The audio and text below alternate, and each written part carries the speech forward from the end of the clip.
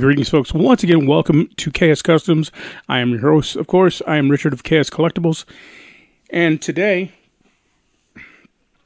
we're going to do something going away from our Owen Hart custom for the time being.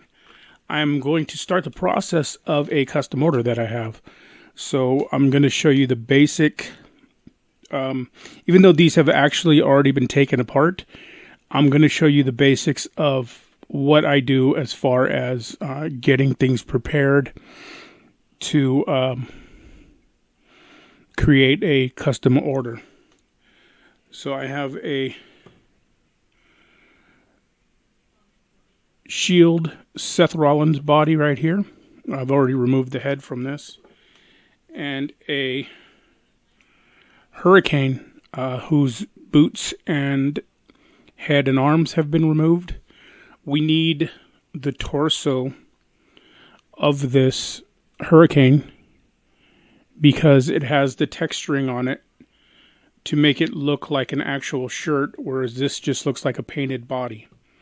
So we actually need the torso from this and the legs from this, as well as we're just going to use these arms as well. So basically you take your Hurricane, and like I said, this has already been taken apart. I'm just going to do it real quick. Like I said before, there is a video from my buddy Dustin Young on YouTube, and he has a video showing you how to actually take these figures apart very simply. Technique that I use of his all the time now. So that saves our legs for another project later on. Then we take our Seth Rollins, same thing. Like I said, these have already been taken apart. The torsos have already been cracked, so normally they wouldn't come apart quite this easily. This is just an example so you can see the process that I go through to mock up my custom orders. So, and once again, this nice little crack there. That's repairable though. Yeah. We can save this Seth torso for later use. Just kind of clip it together and put it in our fodder bin.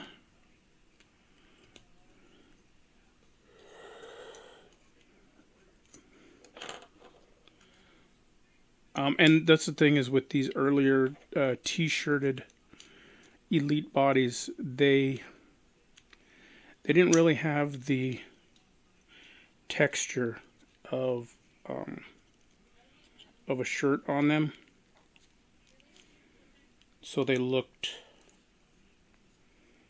like just like painted torsos. So that's how it cracked.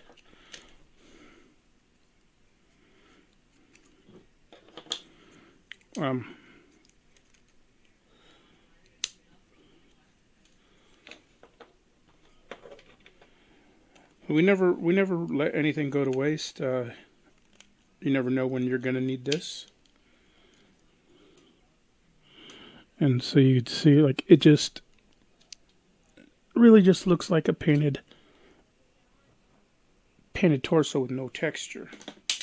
No shirt texture.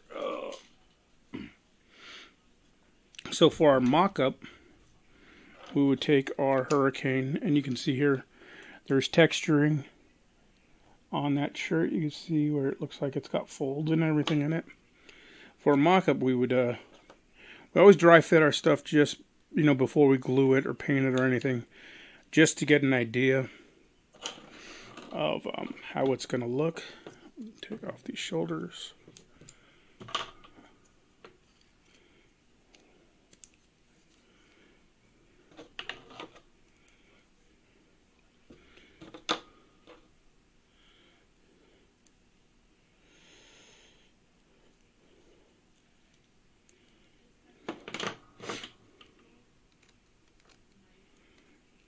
And most of the elite parts are pretty universal. Some of them come with adapters and stuff like that to fit make sure things fit properly together. There is a little piece that goes in. There's a slot here in the torso. It keeps it from being too loose. And just squeeze this together.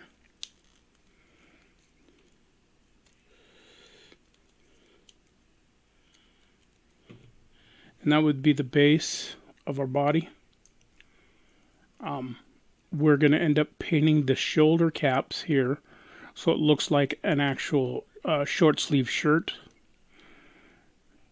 So it doesn't look sleeveless.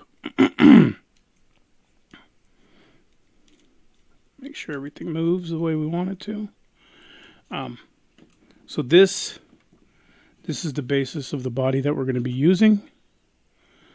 Now it's ready for me to take apart, and we're going to give it an alcohol bath to help open up the pores in the plastic so it's a little bit simpler to receive paint. So once again, we take our body apart again.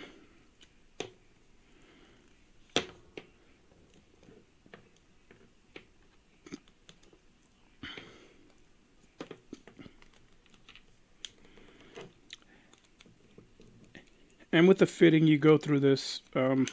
I usually do it multiple times. Taking it apart, putting it back together, just to make sure everything fits the way I want it to. Because you don't want to do things as far as painting or gluing more times than you have to. And when it gets down to your final touches, you're gluing it together. You don't want to have to unglue it and redo it, because then you end up with broken pieces and gaps. So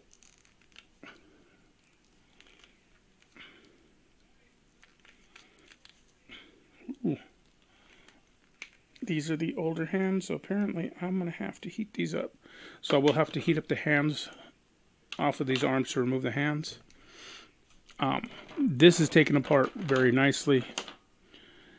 We have to heat up the boots, pull these off, pull off the bottom boot, the boot from the calf, or from the lower shin. Heat up the peg holes to pull the shin, the knee, and the thigh apart on each of these. And we're going to put it in an alcohol bath. We're going to soak it for 24 hours to help, like I said, open up the pores on this so it's ready to receive some paint. So I'm going to get my hairdryer out and pull this apart so you can see what it looks like after.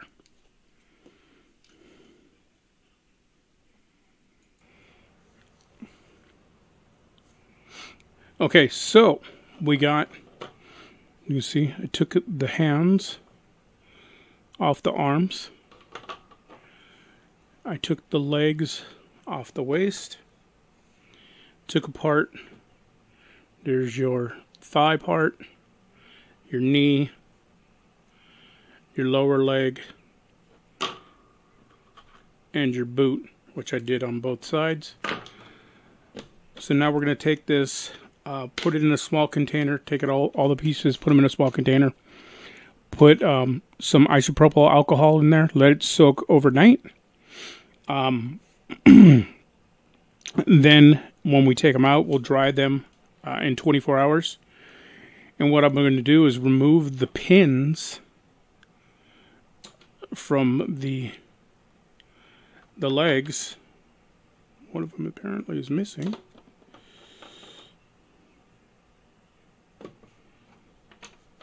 I had to have dropped it somewhere. Anyway, we'll remove these pins. Actually, I'll probably do it when I soak them, so I can soak the pins too. And then we're going to sand the knee area where it bends on, as well as, so we're going to sand the inside of each knee, the tops, anywhere where there's plastic touching plastic. The same with on the where it connects to. That way, when there's a bending motion, you're not ripping off paint. So we're going to take that, we're going to soak this overnight, and I'll show you the next part after that 24 hours is up. So continuing on where I left off last, I actually recorded a live yesterday where I did end up sanding the parts and starting the base coat on the action figure. So I'm just going to really just talk you through exactly what I did. So on the knee joints, what I did is I simply use a nail file or some fine grit sandpaper. This is a 400 grit.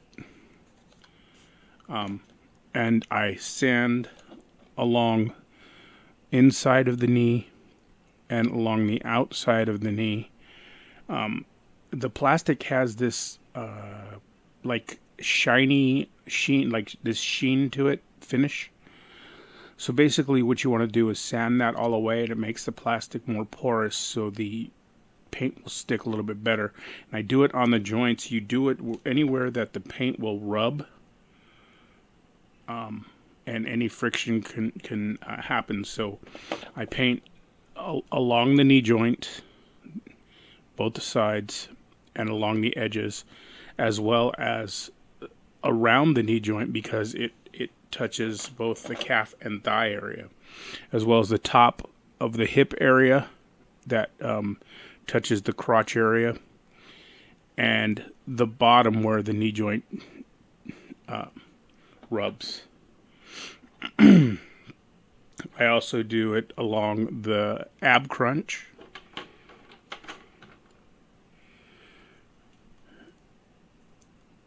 and along the crotch area and the waist piece. And then we do, as I've said multiple times, multiple layers of our base coat. Since this is only the base and we're going to do the camouflage pattern on parts of this, we don't do 3. I only usually do 1 or 2 of the base coat. I did do 2 on this because our base part was black, so the paint bleeds through. You can see wrong side. You can see right there how easy the paint bleeds through, as to where this has 2 coats. You can see the difference. So I'm actually doing a second coat on some of these parts. Like I said, I was on a live feed yesterday with Forbidden Panel, and I was actually working on this throughout the live video.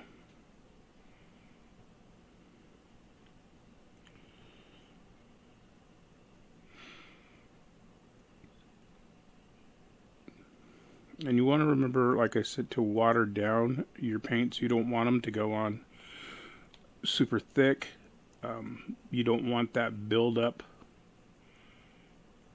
on the paint, because even though it's thicker, it doesn't mean it covers the area any better, and it creates a problem with moving parts, because thicker paint will cause it not to be able to move so well, or stick, or the paint will just start flaking off in those areas. So you want to make sure you don't go too thick with your paint. Like I said, you want multiple coats, seal it. And this is a custom order, so I'm taking extra care, as I do with all my custom orders, as opposed to ones that are for my personal collection.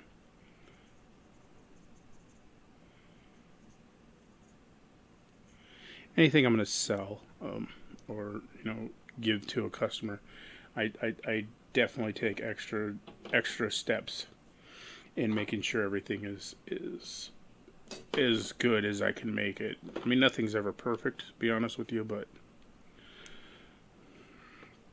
and the same thing I did. I took the lower shins and I sanded where the boot meets the shin and where the knee meets the shin, the knee joint. And we're just going through, make sure our base coat is completely done before we start working on the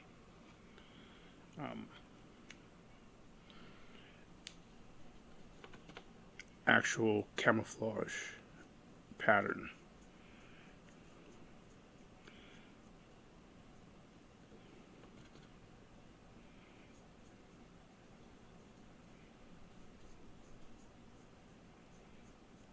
And you don't want to paint over wet paint too many times either.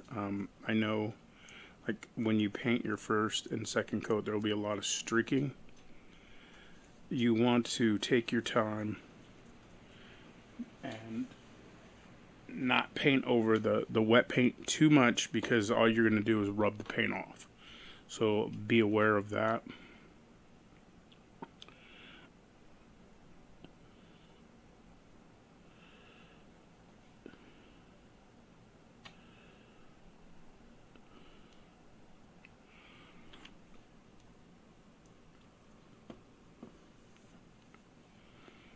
And this, though it's tedious, the final result I've found is very satisfying with doing multiple coats.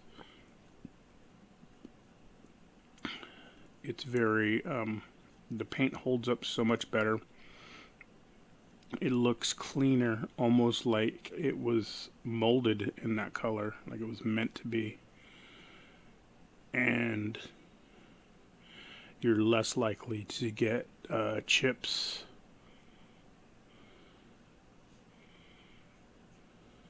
and paint rubs.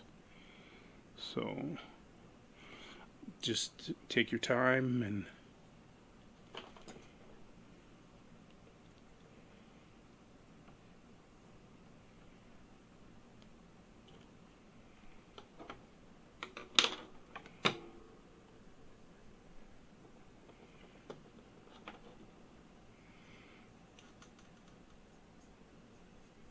I spent the time, like I said yesterday on the live, and I did one side of each piece.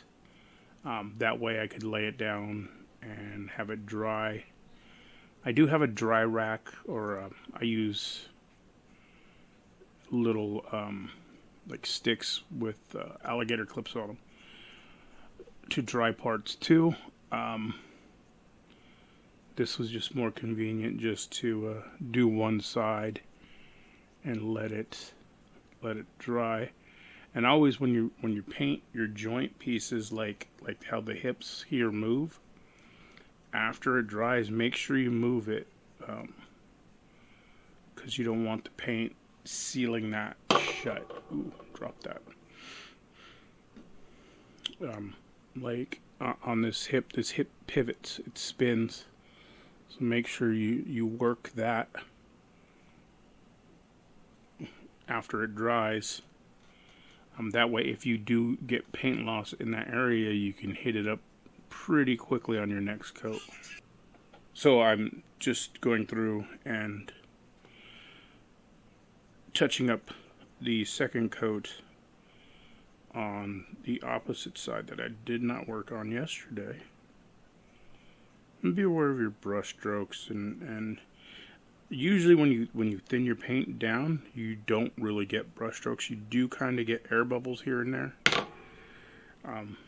Also try to hold on to your pieces so you don't drop them wet side down.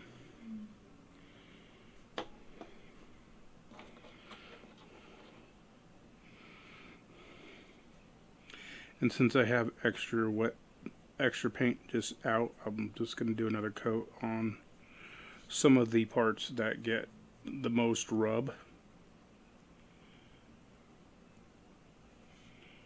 just to make sure they have a nice coat of paint on them. Make sure we seal them well so we don't get any paint loss with movement.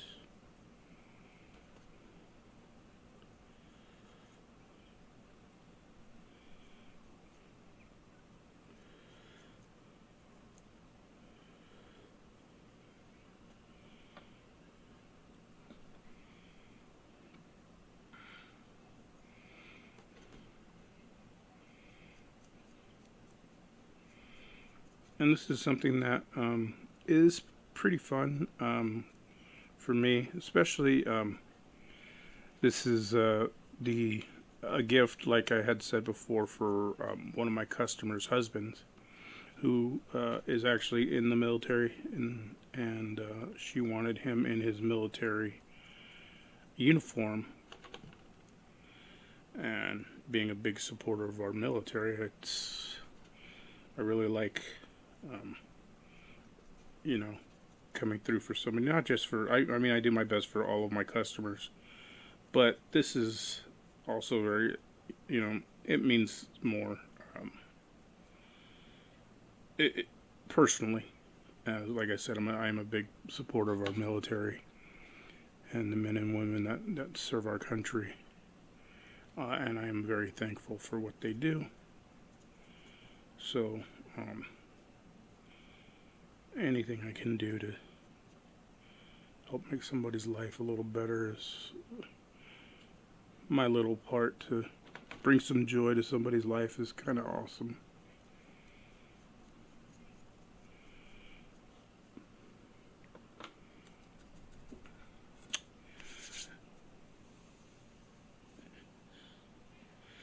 And that is the base coat of most of the parts. I still need to work on the boots, and I'm using these bottoms of the boots simply because it has this cool little toe pivot.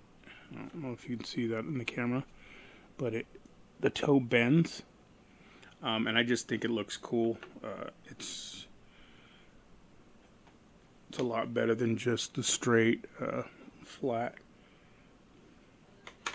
So I do have to paint that foot, the bottoms of the boots. And then we'll let this coat sit for a couple of hours and then seal it.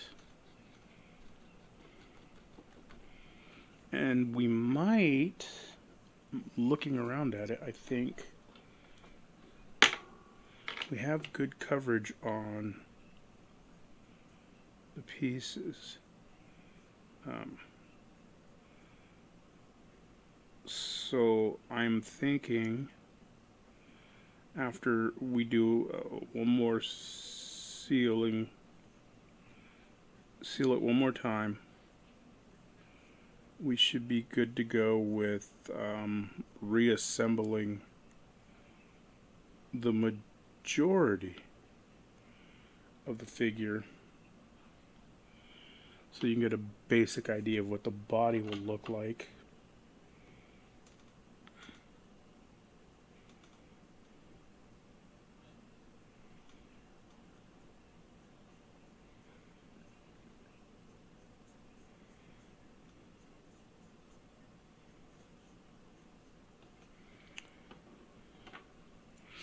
So we're going to start in on, and the same thing with the boots. It's just now I didn't do any sanding on the boots, even though they do touch, the tops do touch, because they don't, the pants lap over, so you actually can't see the boots even when they move. And just to show exactly what my first coat usually looks like, so you don't feel like you're not doing a good job, you can see how streaky and how thin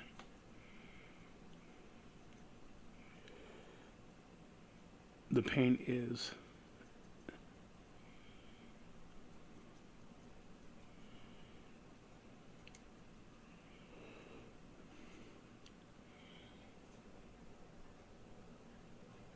very streaky, very thin. It looks like it was painted with dirty water, basically. And that's kind of what it is. The paint is very, like I said, very thin because we wanted to get into all those crevices and small areas. And that's also why we make sure to move the parts, so we know the paint doesn't stick them together, because the paint does get into those small areas.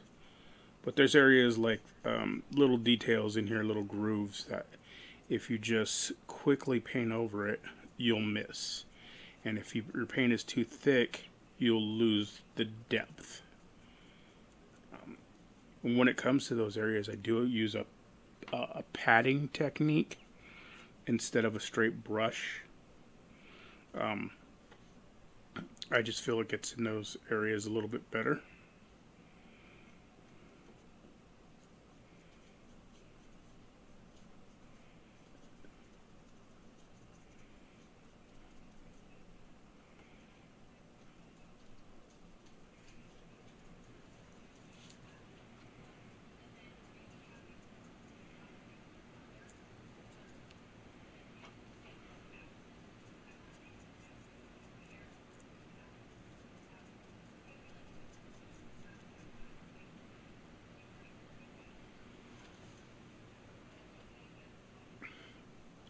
And once I get this body good to go and basically put together and start working on the camouflage aspect, we're going to get to the hardest part, which is altering the head to make it look like the customer's husband. So I have some reference materials to go from and everything, and I have a head picked out. So that's gonna involve some sanding and some molding, clay molding. So you'll get to see how I do that. I don't get really, I do my best to make them look like customers or what the customers want. I'm not the greatest sculptor in the world, but my feedback has always been pretty good, so I guess I can't, if you look on I think there's one on my website. I did a Colt Cabana by modifying a Sami Zayn head, and I think that came out pretty good. I did a Darby Allin. Now I do have a buddy who does 3D printing, but to get him to do a one-off 3D printed head is extremely expensive, and just it would not be worth it for this particular order. Now, if someone wants to spend hundreds of dollars on a single figure, that's fine. But for someone to cast or to make a custom 3D printed head for me, it's quite pricey, and I believe a little time consuming, obviously. So I can get it done, but that's something that you'd have to be willing to pay a pretty penny for.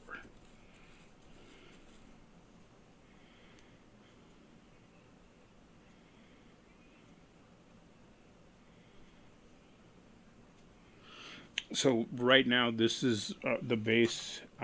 We're going to allow this to dry, and then we're going to move on, do another coat of seal, and then start to put these together.